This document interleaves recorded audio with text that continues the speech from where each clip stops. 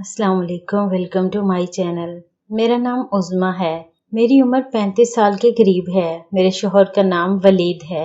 मेरी नई नई शादी हुई थी और मेरा शोहर मुझसे उम्र में छोटा था, जबकि मेरी उम्र मेरे शोहर से ज्यादा थी। मैं बहुत खुश थी कि वलीद जवान है, अच्छे कपड़े पहनता है और वलीद का रहन सहन भी बहुत अच्छा है। लेकिन फिर एक दिन सब कुछ बदल गया। मैं जहाँ भी जाती, मेरी सास और ससुर मेरे साथ ही जाते थे। मेरी सास तो हमेशा कहती थी कि मैं तेरे साथ ही रिश्तेदारियों में जाया करूंगी। मुझे ये बिल्कुल पसंद नहीं था। मैं चाहती थी कि वलीद मेरे साथ जाए, लेकिन वलीद कह देता, तुम अम्मी के साथ चली जाया करो, मैं कोई काम कर लूंगा।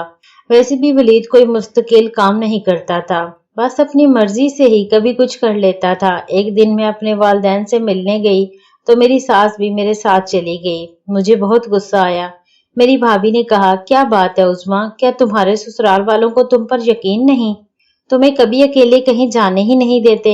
मैंने गुस्से में अपनी सास से कहा, अम्मी जी आप वापस चली जाएं। जिस दिन मुझे गांव आना होगा मैं आपको फोन कर दूंगी, फिर आप आ जाना। मेरी सास नाराज हुई और वहीं से रिक्शे में बैठकर घर वापस चली गई। मैं अपने मेके में 2-4 दिन रही, फिर वहां से अपनी बड़ी बहन माजिदा के घर चली गई। मेरी बड़ी बहन माजिदा ने मेरी बहुत इज्जत की और मेरा बहुत ख्याल रखा। मुझे भी बहुत अच्छा लगा। मेरे बहनोई राशिद मेरे लिए बहुत सी चीजें लेकर आते थे। मैं भी बहुत खुश थी। मुझे अच्छा लगता था कि मेरे बहनोई राशिद मेरी इतनी खिदमत करते हैं। मेरी बहन माजिदा भी हर वक्त मेरी खातिरदारी में लगी रहती थी। मैं अपनी बहन माजिदा से ज्यादा खूबसूरत थी और उसका रंग गहरा सांवला था।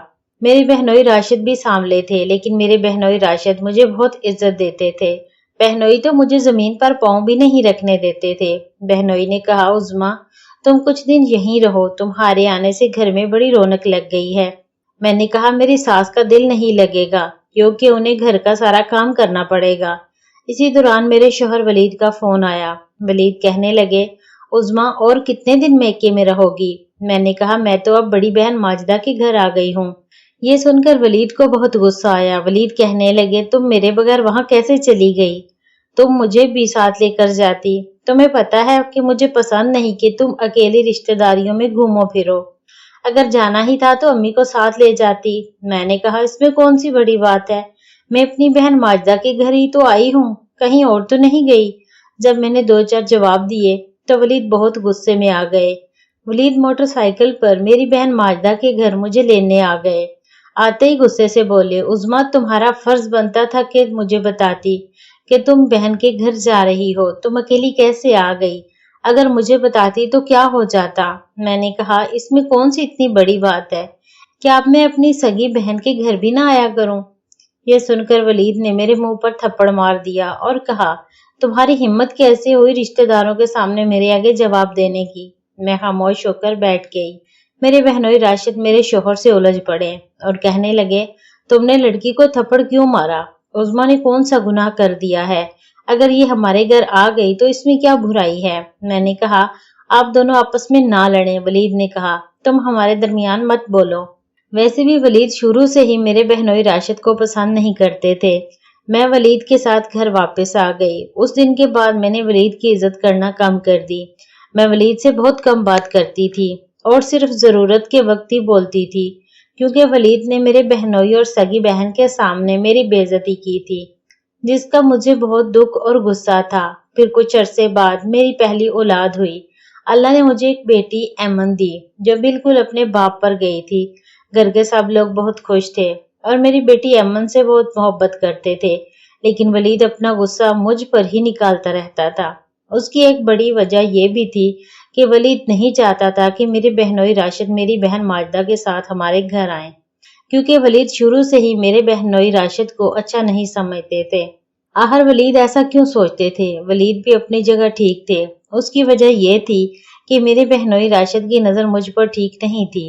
मेरे दिल में तो कभी ऐसी कोई बात नहीं थी, लेकिन मेरे बहनोई राशिद के दिल में मेरे लिए कुछ और ही जज्बात थे।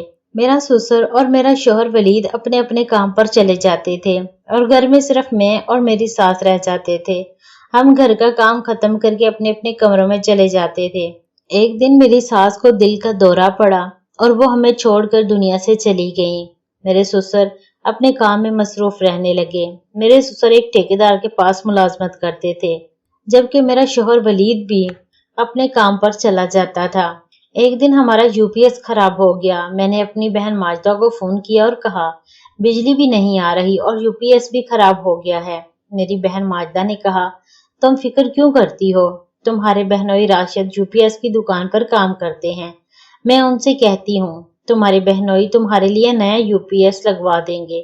میں نے کہا یہ تو بہت اچھی بات ہے۔ میں خوش ہو گئی کیونکہ میری بہن ماجدہ ہی میرے لیے یو پی ایس کا انتظام کروا رہی تھی۔ پھر میرے بہنوئی راشد کا فون آیا۔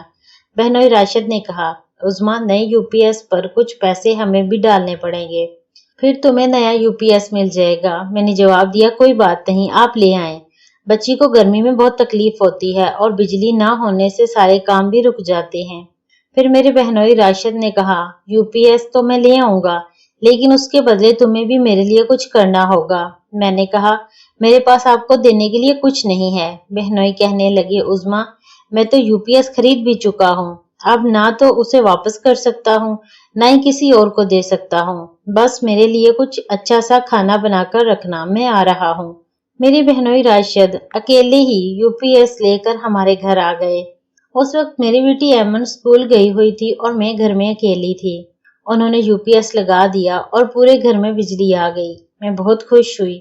میں نے بہنوئی کے لیے چائے اور کھانا تیار کیا۔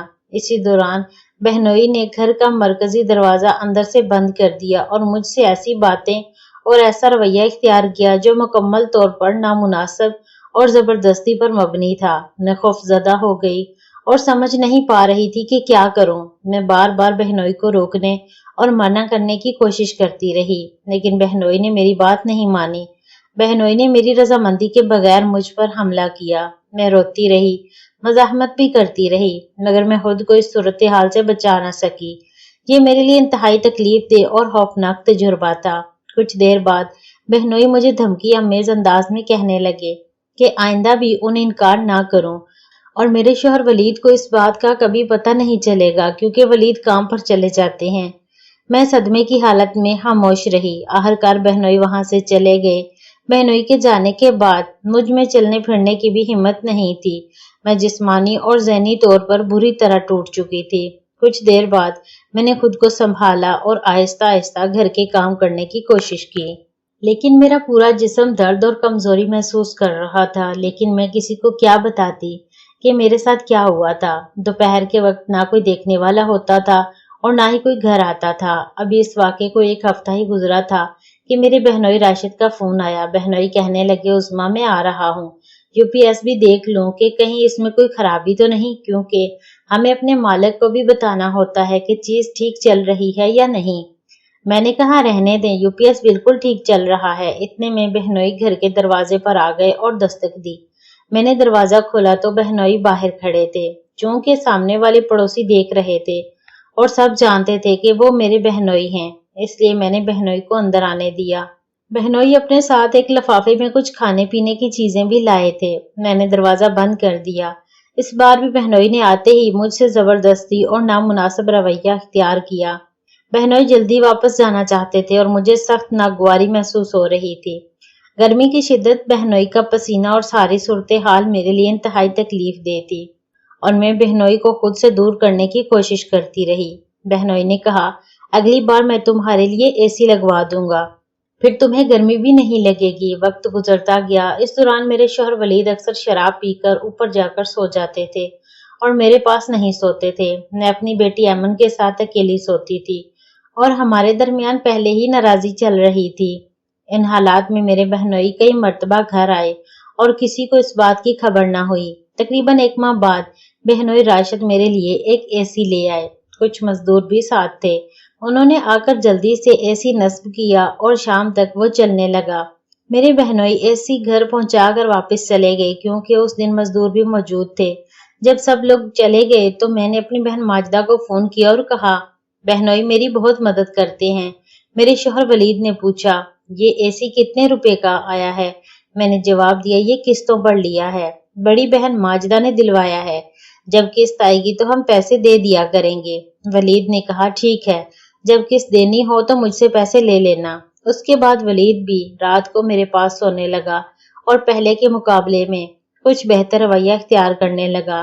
اے سی کی ٹھنڈک میں اتنی اچھی نیند آتی تھی کہ پوری رات کسی چیز کا احساس ہی نہیں رہتا تھا۔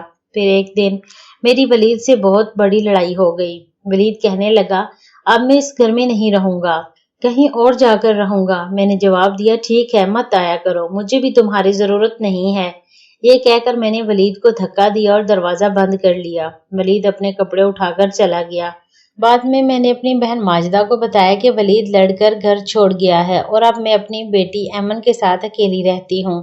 جب یہ بات میرے بہنوئی راشد کو معلوم ہوئی تو انہوں نے کہا، عظمیٰ تم فکر نہ کرو، میں ابھی آتا ہوں۔ اگلے دن تقریباً 11 بجے بہنوئی میرے گھر آ گئے۔ اس کے بعد دونوں کے درمیان باہمی رضامندی سے جسمانی تعلق قائم ہوا۔ اس وقت گھر میں اور کوئی موجود نہیں تھا، اس لیے کسی کو اس بات کا علم نہ ہو سکا۔ ہم دونوں بستر پر ایک دوسرے کے ساتھ وقت گزار رہے تھے۔ مجھے اچھا محسوس ہو رہا تھا کیونکہ میرا شوہر کافی دنوں سے میرے قریب نہیں آیا تھا۔ دوسرا، میرے بہنوئی راشد آج بہت بن سنور کر آئے تھے۔ بہنوئی نے اچھا پرفیوم لگایا ہوا تھا اور پرفیوم کی خوشبو بہت اچھی تھی۔ پھر بہنوئی نے ایک فلم چلائی اور ہم اسے دیکھتے رہے۔ اچانک دروازے پر زور سے دستک ہوئی۔ میں گھبرا گئی۔ ہمیں اندازہ ہی نہیں ہوا تھا کہ کوئی اس وقت آ جائے گا۔ دستک کی آواز سن کر ہم دونوں پریشان ہو گئے۔ میں نے کہا، مجھے جانے دو، میں دیکھتی ہوں کہ کون آیا ہے، کہیں میرے سسر تو نہیں آ گئے۔ میں جلدی سے خود کو سنبھالنے لگی، لیکن اس سے پہلے کہ میں دروازے تک پہنچتی، ولید دیوار پھیلان کر گھر کے اندر آ گیا اور ولید نے مرکزی دروازہ کھول لیا۔ ولید نے ہمیں ایک نامناسب حالت میں دیکھ لیا۔ یہ منظر دیکھ کر ولید شدید غصے میں آ گیا۔ ولید کہنے لگا، مجھے پہلے ہی شک تھا اور آج میرا شک یقین میں بدل گیا ہے۔ اس کے بعد گھر میں شدید جھگڑا شروع ہو گیا۔ ولید نے غصے میں آ کر میری بہنوئی پر حملہ کر دیا۔ میرے بہنوئی جلدی سے اپنے کپڑے پہن کر وہاں سے نکل گئے۔ ولید نے اپنے والد کو فون کیا اور پوری بات بتائی۔ ولید نے اس واقعے کی ویڈیو بھی اپنے فون میں محفوظ کر لی اور کہا کہ وہ سب کو دکھائے گا۔ میں ولید سے معافی مانگتی رہی اور منتیں کرتی رہی، لیکن ولید میری کوئی بات سننے کے لیے تیار نہیں تھا۔ شام تک میرے سسر، نند، شازیہ اور میرے میکے والے بھی وہاں آ گئے۔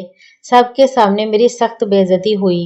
میں اپنی غلطی پر معافی مانگنا چاہتی تھی، لیکن حالات بہت خراب ہو چکے تھے۔ ولید نے کہا، میں تمہیں ایک شرط پر معاف کر سکتا ہوں، اگر تم ہمیشہ کے لیے اپنی بہن ماجدہ اور بہنوئی راشد سے تعلق ختم کر دو۔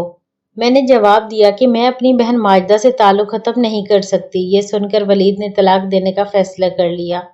اسی دن ہماری علیحدگی ہو گئی اور ولید نے مجھے گھر سے نکال دیا۔